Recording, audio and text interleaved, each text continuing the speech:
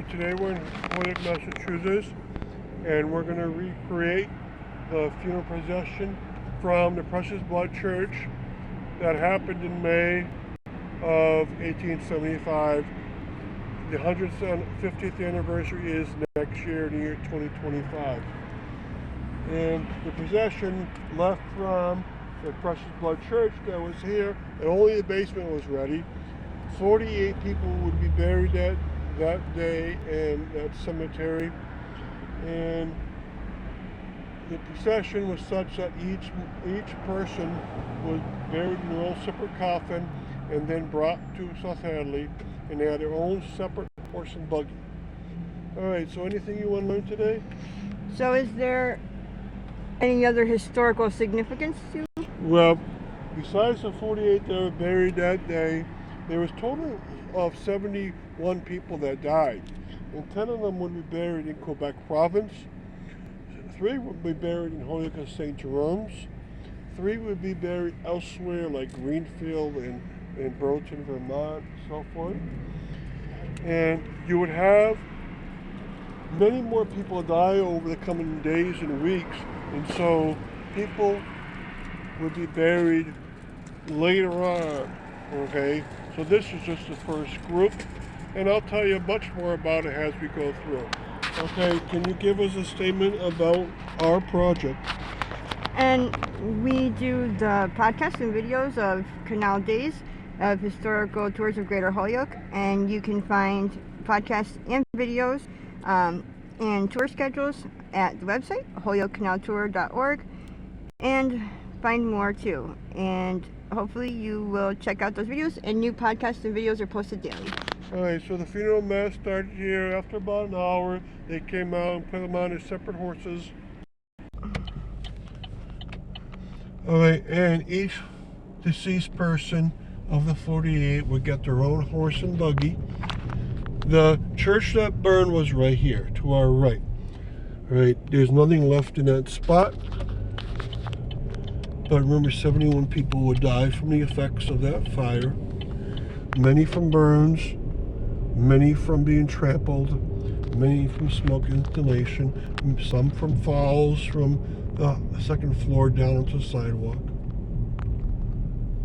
Most of the deceased were young girls. Alright, and the mourners, the morgue they needed was so large they had to use this school, the Park Street School. They kept the bodies in the basement until the funeral day, got the coffins ready, and then off they went. Now, their first stop after leaving the church was to where most of the deceased people worked. And most of them worked at 2 companies, the Skinner Silk Mill and the Far Alpaca Mill. And so the funeral procession went up to that location, and thus many people it was a symbol of respect that they would go by the place that they work, and they love to work very hard, these people from Quebec.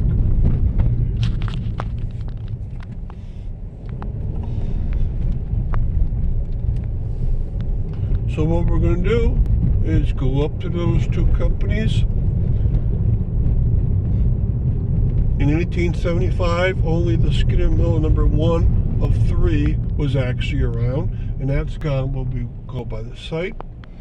And then the Far Alpaca Company in 1875 was only 2 years into existence in Holyoke, and we'll go by the area where the Far Alpaca Mill number 1 was out of 3. And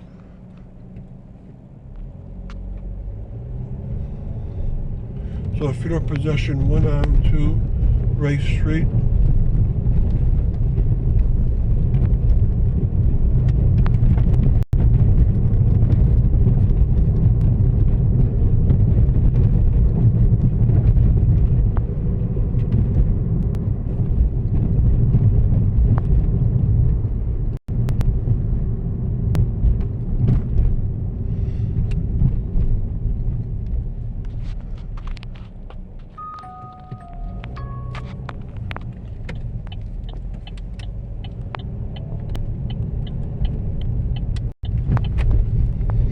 Okay, so we're right outside where the Skinner Silk Mill would have been.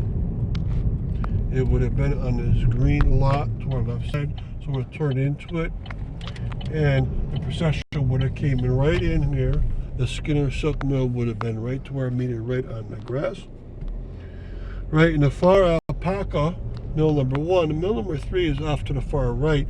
The far alpaca number 1 was off to the right hand side. And so they would have came down Bigelow Street, and those two mills covered almost every workplace for the deceased people. So there were a few people that worked elsewhere, but not too many. And why those companies? Because those companies were recent startups. A lot of French Canadians were coming in during the middle of the 1870s, and those two companies were employing many people. Now those two companies gave all their employees the day off, and that was because of a sign of respect. The funeral was on a Monday, and so the people employed at those two locations had a day off.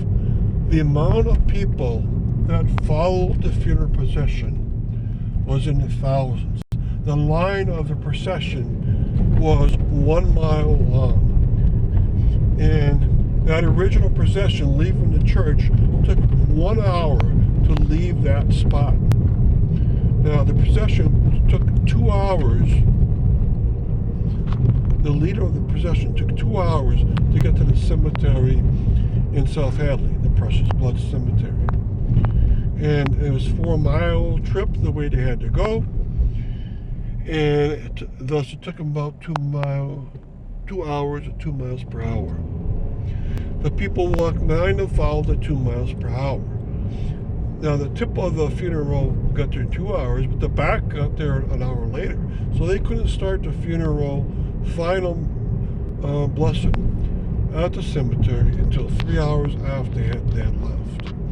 And there was thousands of people, not only the families, but also many of the co-workers, a lot of French Canadians that might not have known those people also went into the procession. So it was quite the spectacle and quite the honor. Every one of the horse and buggies was draped in black. Every person of the 48 that buried that day had, again, their own coffin made for them. They would have a mass grave. That's only because they had to dig one hole big enough to allow all 48 of the burials. Now remember, most of these were 12 to 19-year-old girls or women, and so they didn't take an incredible amount of space. And so when we got to the Precious Blood Cemetery, I can show you exactly where those 48 was buried. Now, in the days following, I told you many more were buried. But if you do the math, there was 10 in Quebec, 6 other cemeteries. So you had 48 to that 16. And you come up with 64. That means 7 other burials after that original day would be put into the Precious Blood Cemetery. Now we're going over the bridge that replaced the old county bridge. This bridge had been made in 1870. The original bridge was a wooden bridge. It wasn't replaced with a metallic bridge until the late 1880s. So they went over a wooden bridge, and it was well known the bridge was kind of weak, so they had to go over it fairly slowly. The horses were going slow anyway, so that was no problem. And the route it took was the best route to the cemetery, but there was no Route 33, there was no Route 202 in South Hadley yet. There was the equivalent of Route 116, and that's where we are on now. So we're now on Bridge Street, going to Lamb Street, going to Newton Street, and that makes up the lower part of Route 116. And we're going to follow that. Now there was no Lyman Street, so no Route 33. They had to go all the way to Belmont Street, which changes into Petroff Avenue, to go up to the location where the Precious Blood Cemetery was. It was a cemetery made in 1873, but there were no burials in there for the first 2 years. So for 2 years, it was an empty cemetery. It was ready, but empty. And finally, in 1875, all these people would be buried. Okay, so finally we turn out to Lamb Street. And if you know South Hadley well, you would say, why didn't they go up Granby Road, Route 202? It did not exist in 1875. There was no reason for it to exist because South Hadley and Holyoke were both very small in 1875, so there's no reason to build a road up there. The road to Granby actually had to go up Petroff and then take a turn onto Old Lyman Road. That was the best way. The road to Chicopee doesn't exist anymore. Right? So we have to go along Newton Street now, which just made it finally. Can you imagine all these people, thousands of people, walking that 2 hours, 4 miles, and they had to get back the same way. So